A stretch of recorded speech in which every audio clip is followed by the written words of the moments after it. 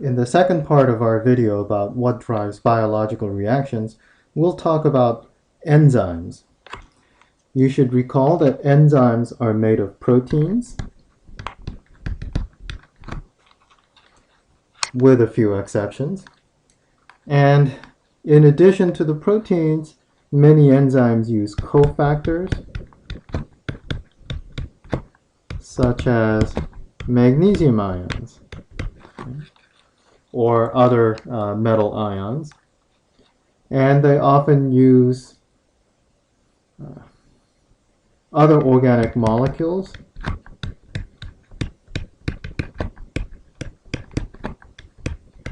sometimes called prosthetic groups or coenzymes. And one example is heme. So enzymes are proteins together with whatever other accessory cofactors or organic molecules required for their function. This question illustrates why cells need enzymes.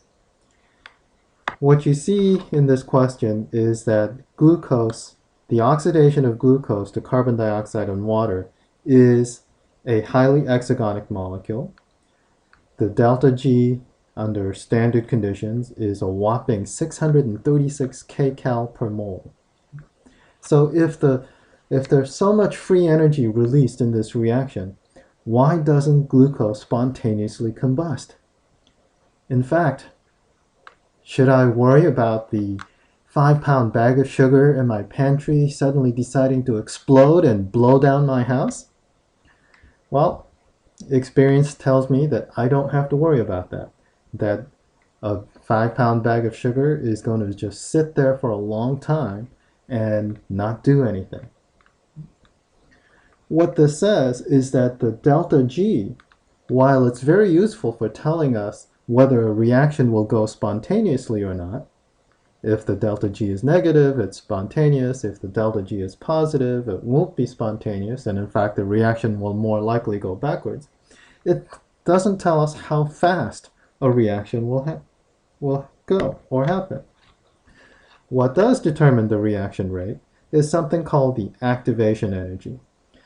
Any molecule that is semi-stable, meaning it's going to hang around for a while under ordinary conditions, is what we call a local energy minimum. Okay?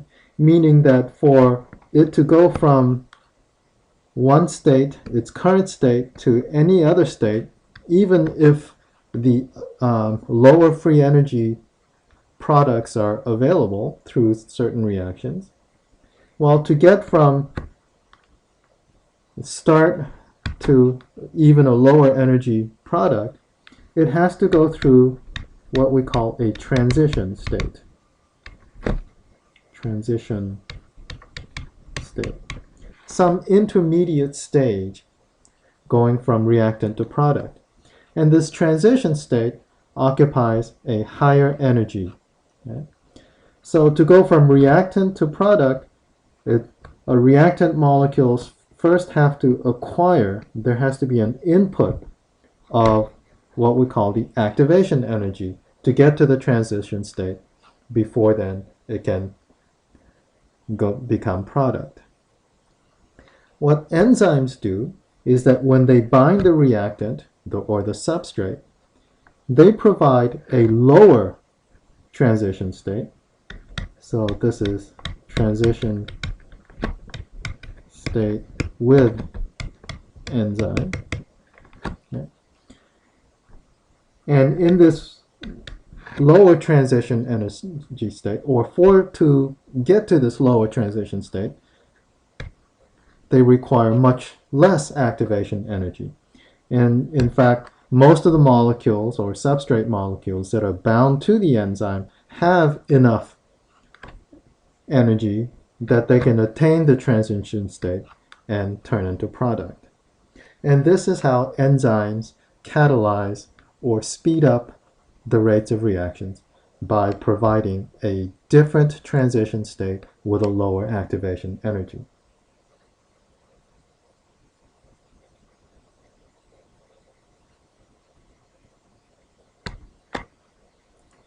So enzymes are biological catalysts, okay? And catalysts by definition are not consumed by the reaction. So the enzymes are not used up in the reactions, and they're not altered by the reaction. So here's an enzyme protein molecule. It has what we call an active site. That's the business end of the molecule. And the active site is what binds substrate. Because the active site is formed by the overall tertiary structure of the protein, it has a specific shape that fits the substrate. So it has specificity for substrate molecules, meaning it will bind only the substrate molecules and not other random molecules. When it binds the substrate, the active site usually undergoes subtle conformational changes, and in the process it can exert a little twists or warp the molecule in such a way to favor product formation. And when the product forms, it again undergoes a subtle conformational change, releases the product, and at the very end it is in the same condition as it started. Okay? There is no change in the enzyme from beginning to end.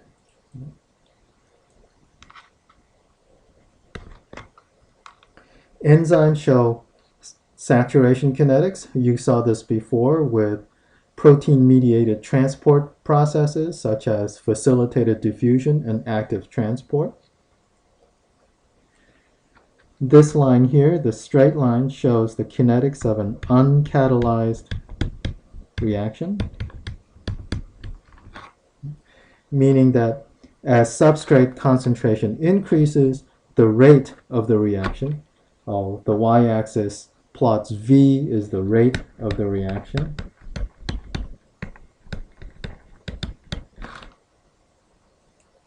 So the rate of the reaction of an uncatalyzed reaction increases linearly as substrate concentration increases. For an enzyme-catalyzed reaction,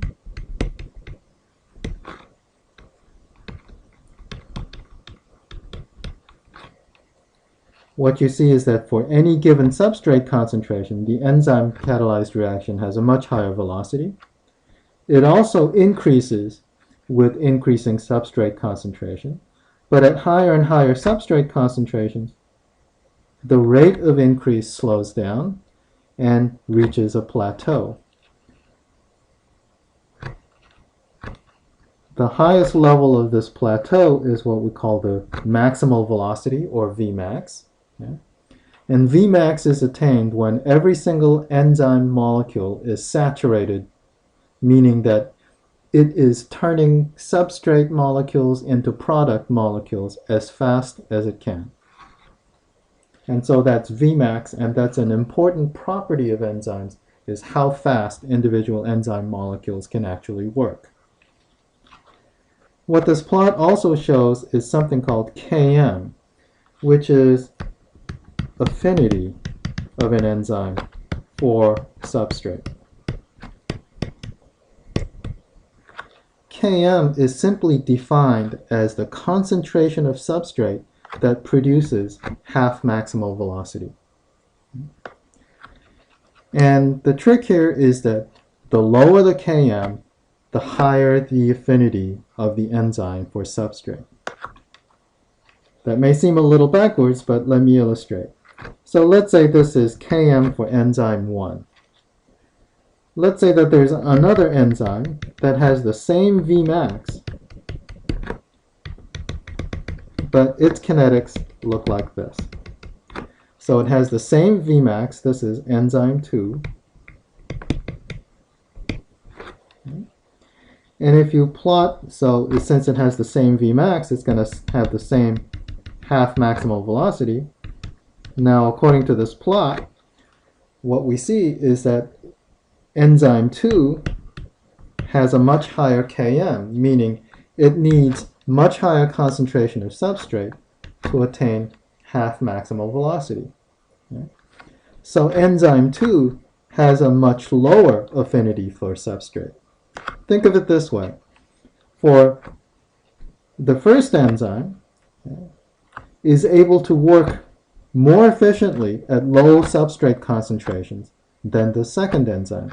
That's because the first enzyme, with a lower Km, is able to grab onto substrate much better than enzyme 2. Okay? So because enzyme 2 requires much higher concentration of substrate to attain half maximal velocity. So the Vmax and the Km, or affinity for substrate, are two fundamental properties of enzymes that we can use to compare enzymes. Enzymes, being proteins, can be inhibited or regulated or inhibited. I want to show you this figure because the drugs that are important, so important for human health, okay, whether we're talking antibiotics or simple pain relievers like aspirin or Tylenol or ibuprofen, virtually all drugs are enzyme inhibitors. They target enzymes. So part A of this reaction shows an enzyme working with its normal substrate. The substrate fits into the active site of the enzyme here, okay, and then turns into product. An inhibitor has at least one part of the molecule that looks just like the substrate to the enzyme, and therefore it fits into the active site of the enzyme. But this inhibitor molecule cannot turn into product. And since the inhibitor is occupying the active site, the substrate can't bind. So the inhibitor and the substrate compete for binding to the active site, and the more inhibitor you have, the less substrate can bind, and therefore the greater the inhibition. And this is called competitive inhibition, when both the inhibitor and the substrate are competing for binding to the active site. Inhibitors and drugs can work a completely different way. Instead of binding to the active site, an inhibitor can bind to a different site away from the active site. And this other site away from the active site is called the allosteric site. If you can't read that, I'll write that a little bigger here. Allosteric. Actually, it's written right here. It's the allosteric site. This is the site at which some other molecule, this could be an inhibitor, binds. And when it binds, what's shown here in part B is that a part of the inhibitor sort of covers up the active site and prevents access by substrate. Okay. An alternative way, let's call this figure C, is that the inhibitor, when it binds to the allosteric site, causes a change, a conformational change,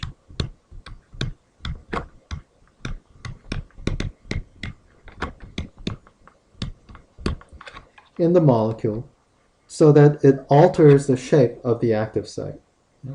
And because the shape of the active site is altered, now the substrate molecule can no longer bind, and the enzyme is inhibited. These are examples, B and C are examples of what we call non-competitive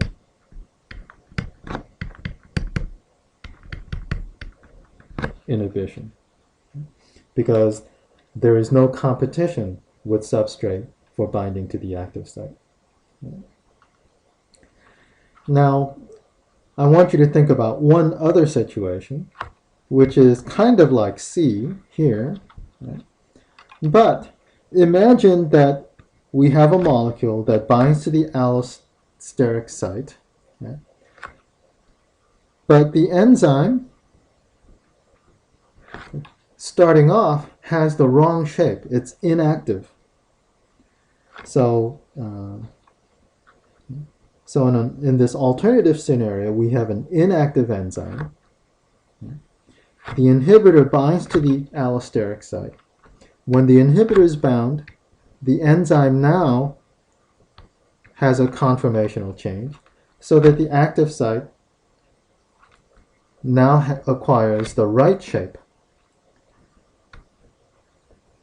Now the substrate can go into the active site. The enzyme can do its business and make product. This is called allosteric activation.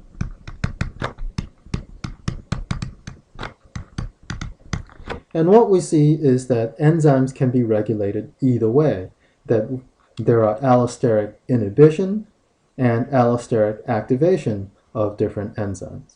So allosteric regulation can work either way, either to inhibit or to activate. And allosteric means that the binding of this regulatory molecule, whether it's an inhibitor or an activator, allosteric means that the binding is to a site away from the active site.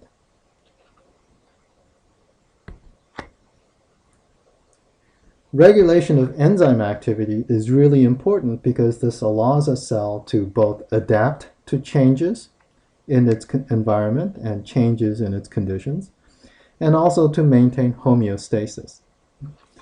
Here is a diagram of a hypothetical pathway where compound A is converted to compound B, and we'll look at just the first enzyme in this pathway, in this hypothetical pathway, which I'll call A to B convertase.